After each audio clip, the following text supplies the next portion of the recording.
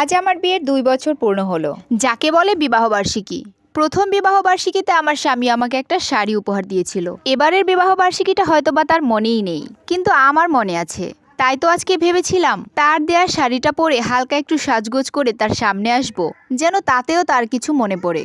দুপুরে রান্নাবান্না শেষ করে টেবিলে সকল খাবার সার্ভ করে দিয়ে তারপরে আমি গোসলে যাই।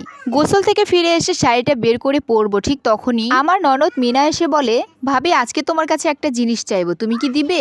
আমি বললাম অবশ্যই, তুমি আমার ছোট বোনের মতো, তুমি আমার সবকিছুই নিতে পারো, বলো কি চাই। তখন আমার ননদ বলল, তোমার লাল শাড়িটা আমাকে একটু দিবে, আজকে একটা ট্রিট আছে বান্ধবীদের সাথে, ওরা সবাই লাল শাড়ি পরে আসবে, তাই আমিও ভাবছি তোমার লাল শাড়িটা পরে যাব।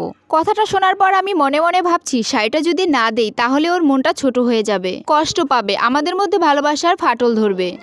আর যদি দিয়ে দেই তাহলে আমার আজকের দিনটা নিয়ে স্বপ্নটা ভেঙে যাবে। আজকের দিনটা যে আমার কাছে কতটা স্পেশাল সেটাই আমি ওকে বোঝানোর চেষ্টা করি, কারণ আমি ওকে বোনের মতো ভালোবাসি। তাই ভেবেছিলাম ও হয়তো আমার কথাগুলো বুঝতে পারবে। ও ওখান থেকে চলে যাওয়ার সময় তো আমায় কিছু বলেনি, কিন্তু তার কিছুক্ষণ পরেই আমার শাশুড়ি মা এসে আমাকে বলে, তুমি এখন ঘরের বউ, ওসব নেকামো বাদ দাও, ও ছোট মানুষ, ওকে শাড়িটা দিয়ে দিলেই পারতে।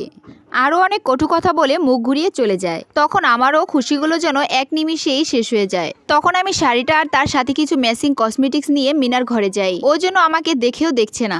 তখন আমি ওর টেবিলের ওপর জিনিসগুলো রেখে কোনো কিছু না বলেই রুমে চলে যাই। এভাবে আমার মন খারাপ নিয়েই সারাদিনটা কেটে যায়। সবার জন্য রাতের খাবার রান্নার আয়োজন করছিলাম, তখন আমার স্বামী আমাকে ফোন করে বলে রাতের খাবারটা যেন রান্না না করি। বাসায় আসার সময় সে সকলের জন্য খাবার নিয়ে আসবে।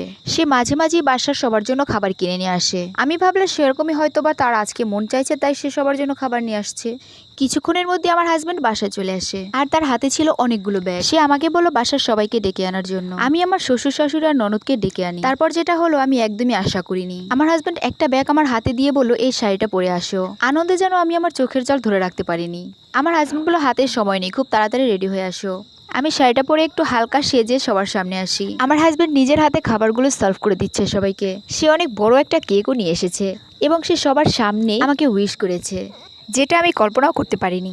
একটা আপু তার জীবনের সুন্দর মুহূর্তটাকে পোস্ট আকারে শেয়ার করেছিলেন। আসলে হাজবেন্ড এমন একজন ব্যক্তি যে চাইলে আপনাকে রাজরানী করে রাখতে পারে, আবার অবহেলার মাধ্যমে আপনাকে চাকরানি করে রাখতে পারে। একটা মেয়ে কতটা সুখী হবে সেটা ডিপেন্ড করে একমাত্র হাজবেন্ডের উপর। শ্বশুরবাড়িতে একমাত্র আপন বলতে একটা মেয়ের তার হাজবেন্ডই থাকে, আর সেটা যদি স্বামী নামক পুরুষটা একবার বুঝতে পারে, তাহলে সেই পুরুষের স্ত্রীর চাইতে সুখী আর কেউ হতেই পারে না। কিন্তু আমাদের দেশের পুরুষরা এটা কমই বুঝতে পারে, তাই তো ঝামেলা অশান্তির সম্মুখীন বেশি হতে হয়।